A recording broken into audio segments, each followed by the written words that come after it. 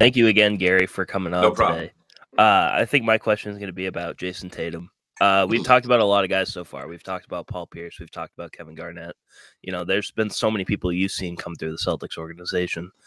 Where do you think Tatum, you know, talent-wise and just like the way that he is, where do you think he ranks among some of the best players that you've seen come through? Boy, it's a great question. And it's not because he's not great. It's just there have been great players. And in my mind, he's got to win a title. Okay. So Definitely.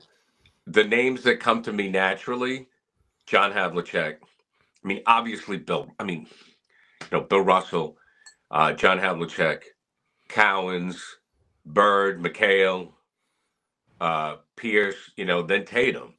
Now, I think Tatum is as talented as Pierce. They're different kind of players a little bit. I'm not going to say he's as good as Bird. I'm not going to say that. I think Tatum is as good as John Havlicek, and John Havlicek was my boyhood hero. I worshipped him. So I think Tatum probably talent-wise, like straight talent. I always got to go Russell for, I always have to go. I go Russell, Bird. Then I think Tatum is with any of the others. You know what I mean? Right. Cowens, Havlicek, McHale, probably. Even though McHale was so dominant. We forget about that because he played with Bird. Sure. I'd say he's in that third level pool behind Bird and Russell. What happens if he wins a title? Yeah. If he wins a title, now you're talking. I think Jayson Tatum's maturation this season has been amazing. I think he deserves so much credit. I think he's been great. In far as passing the ball and all that. I just don't like the play call to him when it's a tight game. Right. Which needs to go every time. Well, something I put on social media yesterday on our Instagram was actually that Tatum is 6th in the league for most 30-point games this year, averaging 28. His usage rate is 16th in the NBA. So I think for him, I mean, that's just a crazy thought to me because a guy that is scoring as much as he's scoring to be 16th in the league in usage, still producing, still scrutinized. I mean, that's something I've noticed with Tatum. It feels like as it's all-stars or superstars go in the NBA, he's the most scrutinized for some reason. That's a great take. That's a great take. And when I grew up, the statistics you have available to you, I did not have.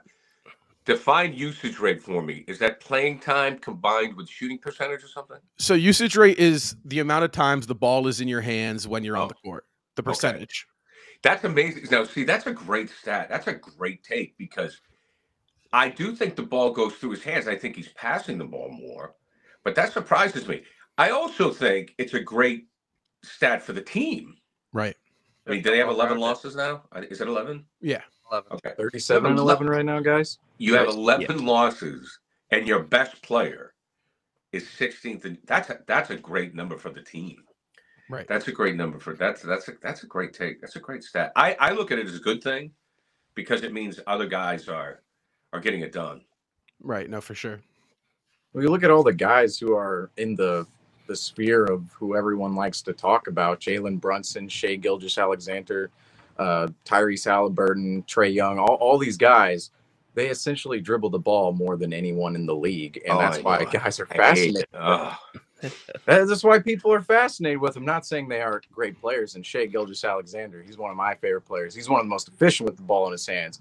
But I do think you guys make a tremendous point on Jayson Tatum being super scrutinized with his usage percentage and also relative to the rest of the team. I think if Jayson Tatum and this year's Celtics team wins the title, I believe they're going to go down as an all-time club for sure in this era of basketball because even the other night, Gary, I completely agree with you on going down low, getting the 2, and then methodically building out to the 3 and letting the 3 ball fall to you more naturally within their team because right now the team can play multiple different ways. Against Indiana the other day, they played 2 ways. They played their way. They played Indiana's way. They played up and down the court. We saw the score was 129-124, but also near the end of the game, the Celtics were letting what came to them on offense and scoring buckets that way, whether it was off ball with Drew Holiday or just attacking the rim and finding that open 3. We saw those Derek White 3s go down in the fourth quarter like no problem. What's up, guys? If you like that clip, you can watch more of us right here, or you can join us live right after every single Celtics game on the Celtics Talk Weekly postgame show.